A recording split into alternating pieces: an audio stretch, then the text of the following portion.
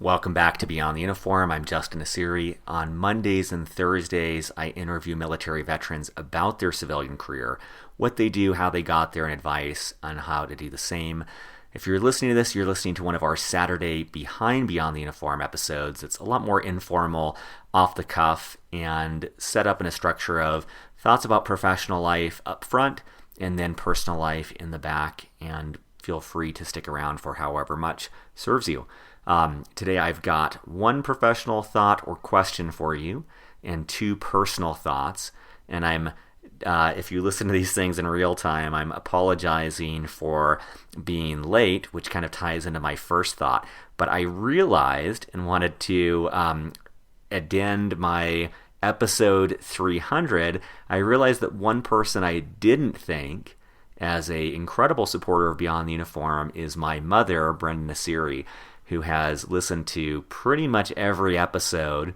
She is constantly donating to Beyond the Uniform. She's by far the biggest donor to support the podcast.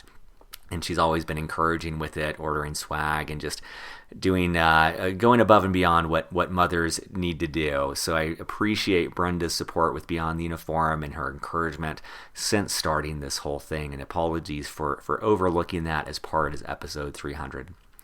The professional thought I wanted to share or just question is I want to spend some time on our website cleaning that up.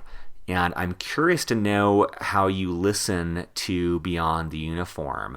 I realize we do have data around people listening on Apple Podcasts versus Stitcher, but I'm just curious if any of you use the website to discover older episodes. I was thinking of putting a little bit more elbow grease into categorizing the podcasts by career, functional role, size of company, different parameters, and making that easy to find on the website. But I'm not sure if it's useful for you who are listening, the hardcore Beyond the Uniform listeners, to be able to click through on the website and whether that is how you would consume the podcast.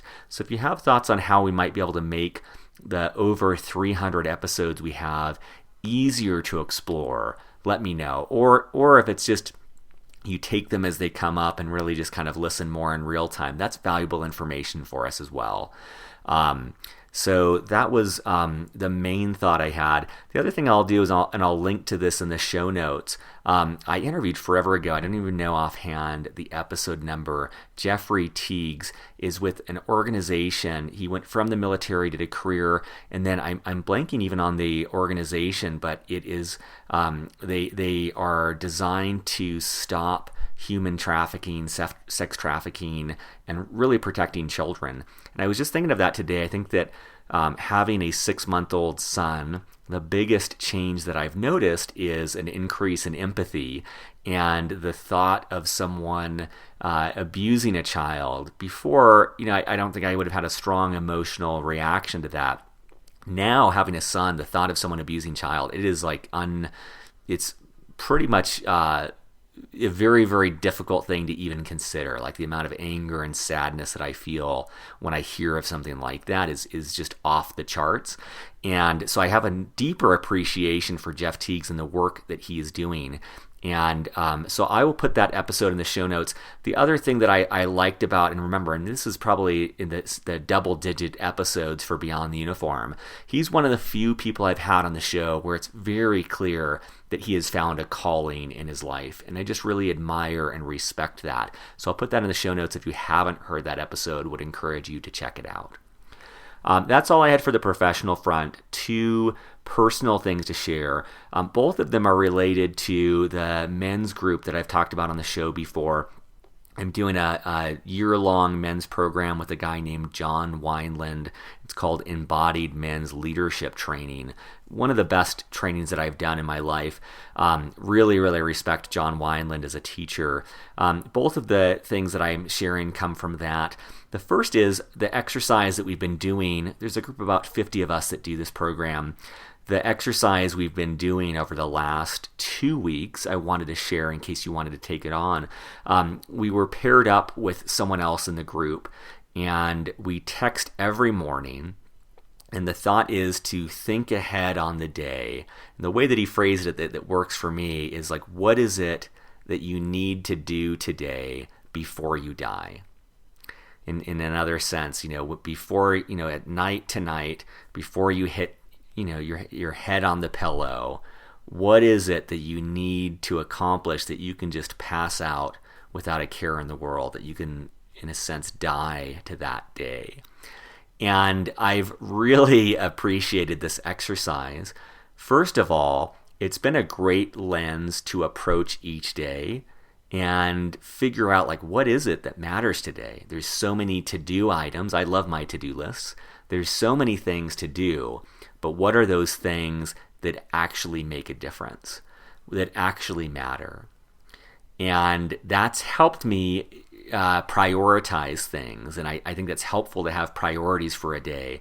And it's not always earth-shattering things. I remember one of the days it was like I just wanted to make sure I had 5 minutes of solid 100% presence with Rebecca and then with my son Bodhi, and that was one of the things that I needed to get done. And it's helpful having this other person that I'm texting with, because I've taken things from him as well. Like he had said something along the lines of, like, while he was driving someplace, he wanted to take 5 deep belly breaths. And I love that. That's something I incorporated today. We were at the farmer's market, and I said, hey, I want to make sure that when I'm there, I just take 5 deep breaths into my stomach, really to ground myself, to be present in what's going on. And that's because I've committed to it to another person, it's more likely that I get it done. And I want to own that one of my items yesterday, which is Friday if you're listening to this in real time, was I wanted to record this podcast before I went to bed, and the day got away from me and I slipped on that one. But I wanted to make up for that by recording that now, even if for the first time this is going out late, which really gets under my skin. So I wanted to give that to you if that's helpful. If you have someone that you like and trust, to text with them. I do think it helps to have the accountability, and I think that filter can be really vital in figuring out, separating the high priority things that matter from the low priority things that tend to clog up my day. It's been a helpful practice. The second one was we in part of this group, we get together a couple three times for about almost a week together in person. And then the other interactions are all happening by Zoom video conference. And so we had one of those calls on Thursday, and the structure was new. We've gotten to know each other extremely well over the last 6 to 9 months.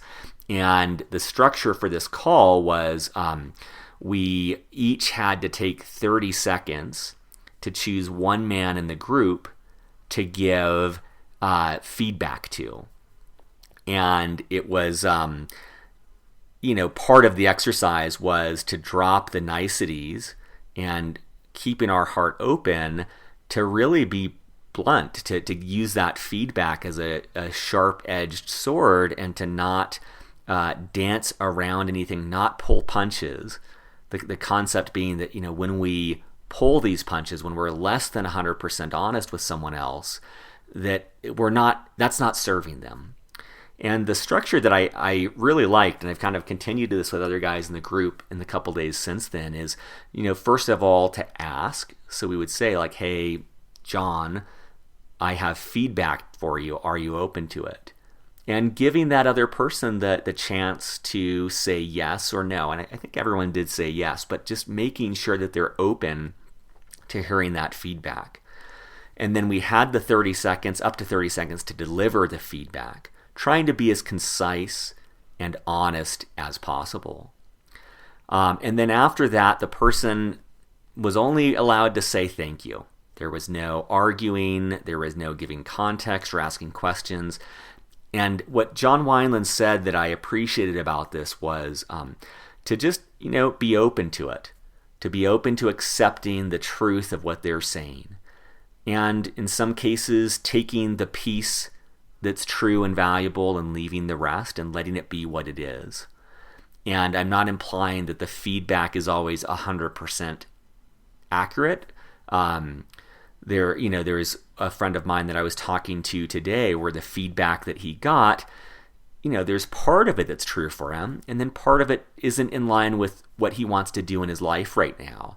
But just taking it in, recognizing that sometimes the feedback that we most reject or the feedback that we most get upset and angry about, that might be because it's the most true, and it might be the thing we most need to hear. And then the structure was, after that, someone else in the group had to give the person who gave feedback a rating on 1 to 10, and then a suggestion on what to do differently to be better at giving feedback. And so a common example was, someone would say, hey, I give you 6 out of 10. You need to be more concise in your feedback. I give you 7 out of 10 because you pulled your punch. You praised this person effusively, and you seem to back off the heart of what you needed to say. And one thing I'll notice is, like the person who gave me feedback, and then I had another call with a friend today who wanted to give me, a different person who wanted to give me feedback that we didn't have time for on the call. It is a gift. It may sting, but it's a gift. Like my experience was like it just felt so good to have someone be direct and honest, to say like, hey, this is a blind spot that you have. Stop doing this. Hey, this pisses me off. To not have to cushion it, to not have to be nice. And it helps that I know these people. It helps that there's a pretty safe container for this group. And it helps that I know that it's coming from a good place of someone who's wanting the best for me.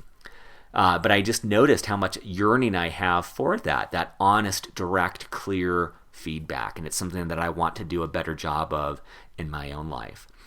So I just wanted to share that with you as well. My intention is not that this is advice for you to do in your own life. And if you want to, it's certainly to be done with people that you trust, people that you respect. I don't think this is a tool to be used to for the cash register or the waiter or waitress who's serving you. But I do like that format too, of just really deliberately asking, are you open to my feedback? Giving it in 1 or 2 sentences, giving it directly. And then I love that thought of being open to someone else's feedback on like, okay, what worked and what didn't work in giving that feedback.